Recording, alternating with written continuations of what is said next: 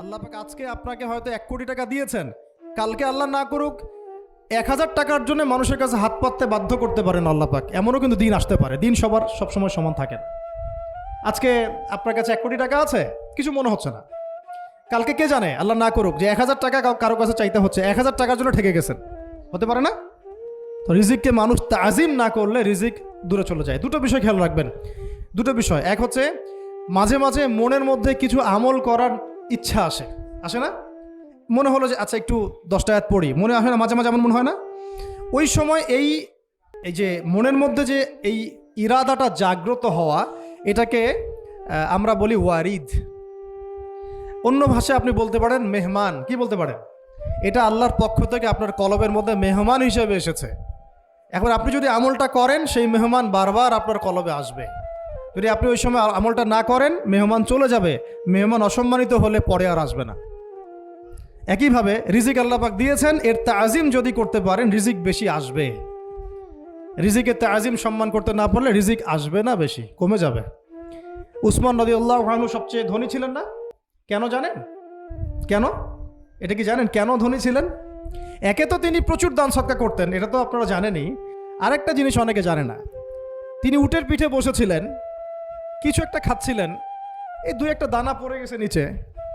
উটের পিঠ থেকে নেমেছেন, নেমে সেই দানা উঠিয়েছেন, পরিষ্কার করেছেন, ধুয়েছেন, আবার খেয়েছেন।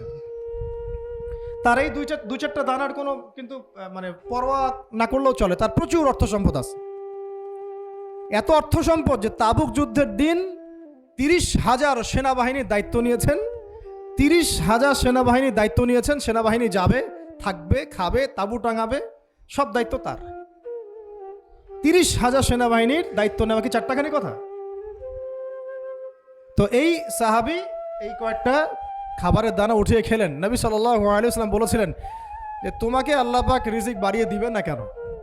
তুমি রিজিকের যে তাজিম, যে সম্মান তুমি করো, এর বদৌলতে আল্লাহ পাক তোমাকে বেহিসাব রিজিক দিবেন। দুইটা বিষয় খেয়াল রাখবো। আমলের মেহমান হৃদয়ের মধ্যে আসলে তাকে ফিরায় না দেওয়া, তাহলে সেই মেহমান কিন্তু আর আসবে না। মেহমানকে মূল্যায়ন করলে মেহমান বারবার আসবে ইনশাআল্লাহ। আর রিজিকের তাজিম না করলে রিজিক কিন্তু আপনার ঘরে বেশি বেশি আসবে না। এমনি তো হারামের যুগ, এমনি সুদের যুগ, এমনি ঘুষের যুগ। অলমোস্ট এভরি ফ্যামিলি সুদখোর এখন, অলমোস্ট এভরি ফ্যামিলি। মেয়েরা স্পেশালি যারা শাশুড়ি টাইপের, আপনারা মাইন্ড করেন না, তাদের সাইকোলজি যে এতই নিচে নেমে গেছে এখন যে আমার মেয়ে জাহান্নামে যায় যাক। হ্যাঁ, আমার মেয়ে জাহান্নামে যায় যাক, সমস্যা নাই, দুনিয়াতে সে যেন ভালো থাকে। এটা কেন বললাম?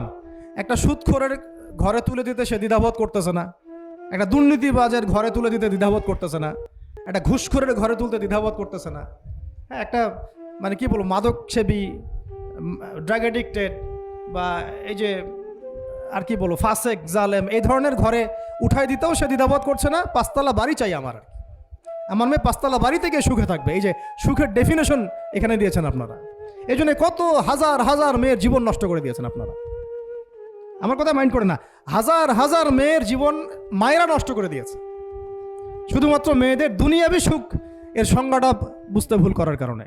এর নাম যদি সুখী হইতো, তাহলে অমুসলিমরা সুখী না কেন? পশ্চিমারা সুখী না কেন? ওরা